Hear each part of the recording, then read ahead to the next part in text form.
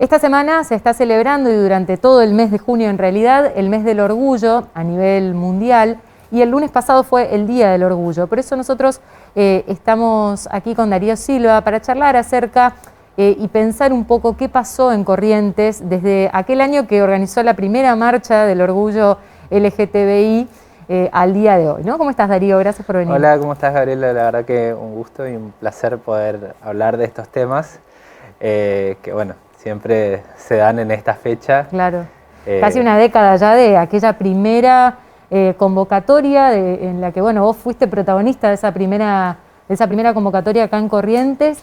¿Qué los movilizó? ¿Qué pasaba en ese momento acá en nuestro ámbito? Bueno, yo venía con una idea un poco más amplia, venía de vivir afuera, estuve viviendo en Buenos Aires y estuve participando activamente de algunos movimientos que se estaban gestando en ese momento. En el 2010 se celebró la ley de matrimonio igualitario. Y que fue como, era una lucha que venía de hace muchos años, pero abrió el campo a nivel federal para que todo el resto de las provincias podamos empezar a discutir eso. Y bueno, en ese contexto me metí un poco más de lleno, vine a vivir acá a Corrientes y armar un espacio de diversidad dentro de un espacio político, pero que la intención era poder visibilizar lo que estaba pasando en las provincias como la nuestra, que venía de rechazar muy fuertemente casi todos los legisladores y haber hecho algunas leyes y algunas voces en disidencia que se dieron en aquel entonces. Entonces, bueno, era importante hacer pie en la provincia y poder empezar a abrir un poco el foco del debate, que en ese momento era ese, y que después se fue modificando con... Que de hecho, perdón, pero sumo nada más el dato que lo que logró también esa ley de matrimonio igualitario fue esa discusión federal, poner ciudad por ciudad la discusión, ¿no? También llevarla al ámbito local, porque si no, pareciera como que quedaba muy lejos en el Congreso, pero en realidad también hubo fuertes debates acá, incluso movilizaciones y demás. Quiero decir, creó un ambiente, un clima. Claro, creó un ambiente propicio para dar el debate y que se abra hacia otros puntos, claro, ¿no? Porque, bueno, obviamente que se trataba específicamente de esa norma del matrimonio igualitario, pero, bueno, abrió otros debates como la adopción, que fue también como uno de los temas que tanto se habló, era como, bueno, sí, que se casen, pero que no tengan un hijo, que se casen, pero no esto. Entonces se puso en el tapete todo lo que la sociedad pensaba y finalmente, transcurridos los años, sucedió lo que muchos que militábamos en ese momento decíamos: no va a cambiar la sociedad se va a transformar en una sociedad más igualitaria, mucho más diversa, pero no por ello se va a cambiar o a obligar a alguien. Bueno, me acuerdo que también sucedía el tema de las objeciones de conciencia, todo lo que sucede con las leyes que vienen a interrumpir un proceso que bueno, que por ahí es bastante fuerte y que entra de lleno en el debate público, que si bien tienen, como vos bien decís, están siendo hablados en los microespacios, y por ahí no están siendo tan difundidos, y cuando se ponen en el tapete y en la agenda nacional, la gente empieza a discutirlo, y eso es lo que bueno, propiciábamos en ese momento. Y en Corrientes, bueno, con muchas instituciones que obviamente no estaban a favor y que, bueno, era venir a abrir también de nuevo ese debate que quedó muerto en el 2010, es como, bueno, terminó la ley de matrimonio igualitario, se aprobó, se casó la primera pareja acá en Corrientes, sí. Pero después sigue, digamos, lo mismo que pasa con el cupo laboral trans hoy. Claro. No es que se aprobó y ya está, después sigue la lucha, de hecho continúa. Bueno, vos lo sabrás, las mujeres pudieron votar en la década del 40, 50, claro, y hoy siguen con las luchas. Te voy a hacer las preguntas incómodas hay gente que dice, bueno, pero ¿por qué aprobar un cupo laboral trans? Eso es una discriminación positiva, porque si no tendríamos que aprobar el cupo laboral para la gente que tiene miopía y el cupo laboral, etcétera, ¿no? ¿Se entiende la pregunta? ¿Por qué aprobar un cupo laboral trans? A mí no me gusta hablar de discriminación positiva. Creo que tenemos que hablar de acciones positivas. Discriminación es discriminar, es cercenar, impedir un derecho de la persona. Así que discriminación no me parece la palabra, se utiliza mucho, pero para mí... Se utiliza para hablar de cuando terminamos haciendo lo contrario, pero que termina siendo igual discriminatorio, ¿no? Por eso el uso de la palabra me parece correcta, pensar en acciones positivas. Y creo que para hablar de eso hay que analizar la realidad. Muchos dicen, bueno, aprobemos un cupo laboral de cualquier otra cosa, pero hay que analizar la realidad que viven las personas trans. O sea, personas que tienen, primero que una expectativa de vida no mayor a 35 años, y eso lo sabemos todos, están los datos, la discriminación, la transfobia, la violencia hacia las personas trans, que se ha visibilizado mucho también con esta lucha del colectivo de mujeres que han visibilizado la transfobia en mujeres trans sobre todo, y que han vuelto a poner esta discusión que hay que también seguir debatiéndola, ¿no?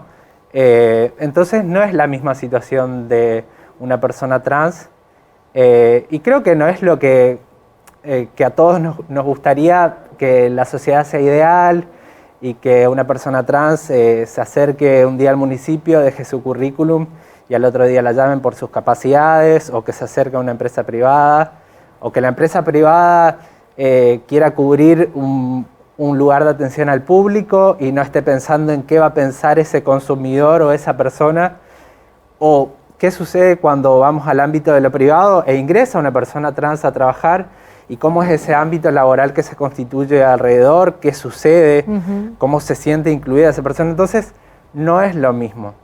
Muchas personas dicen, bueno, hagamos un cupo laboral de personas obesas.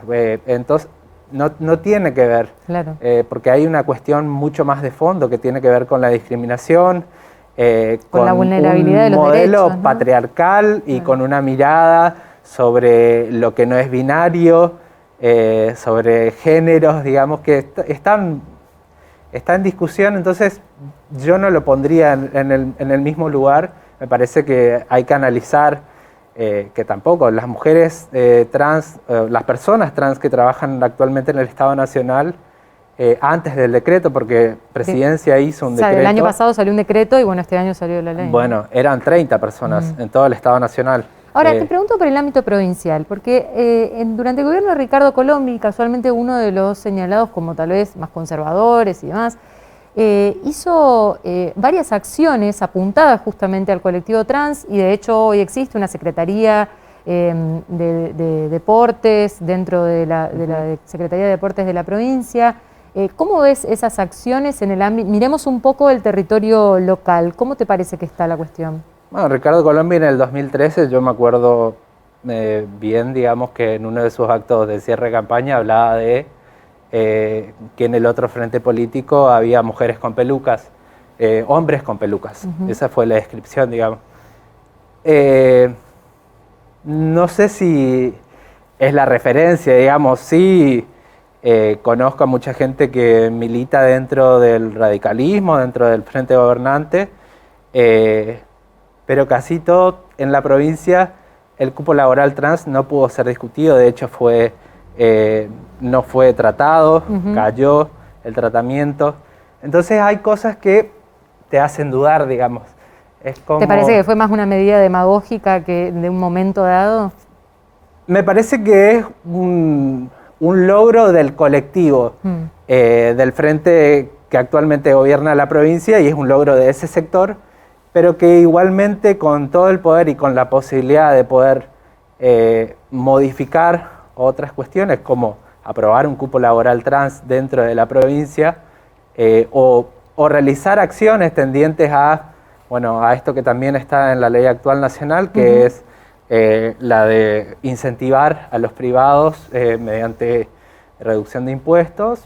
Me parece que son acciones que se podrían llevar adelante y son las acciones que valen, porque creo que de nada sirve crear un programa para contener a un grupo y que ese grupo trabaje entre ellos, digamos. Claro. Me parece que tiene que ser mucho más amplio el alcance. Si se va a crear una política pública provincial en torno a la diversidad, tendría que ser transversal a todas las áreas, ¿no? Empezar a pensar en la educación. De hecho, la Ley de Educación Sexual Integral es una deuda. Algo que no se viene trabajando, que se viene trabajando esquivando algunas cuestiones como esta. Bueno, hablemos de educación sexual integral, pero la parte de las trans no, la parte de la adopción de parejas del mismo sexo no.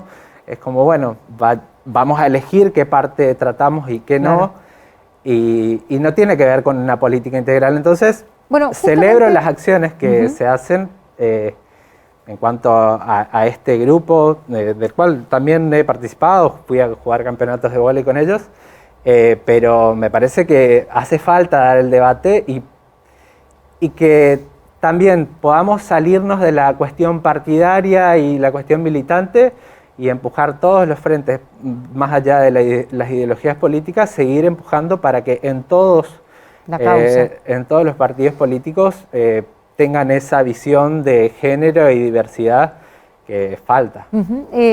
Precisamente estamos hablando de esto a propósito del Día del Orgullo, ¿no? Una palabra que viene a contraponerse con esta idea de, vos lo decías hace un ratito, bueno, vos podés ser lo que quieras, pero no lo digas, no te manifiestes en público. Y me interesa preguntarte cómo fue la experiencia desde la tuya, digamos, de hacer frente a eso y de decir por qué yo no puedo vivir mi vida libremente como lo hace cualquier hijo de vecino o hija de vecino. En lo personal, digamos que no me costó tanto, fue una cuestión más del entorno, pero mi familia siempre fue muy abierta. De hecho, tampoco viví preguntas incómodas como cuando presentás tu novia o esas cosas esas historias que por ahí escuchamos o leemos, esos relatos, como un relato de Flor de la B cuando le escribe su carta a su padre, de todo lo que vivió. Personalmente no me tocó eso. Agradezco que mi familia haya tenido esa apertura, pero sí lo viví en mi entorno, en los entornos de mis amigos. Y tuve una infancia y una secundaria muy marcada por escuchar que vayas caminando y que alguien hable de vos, o que estén escuchando tu timbre de voz y que no sea muy masculino.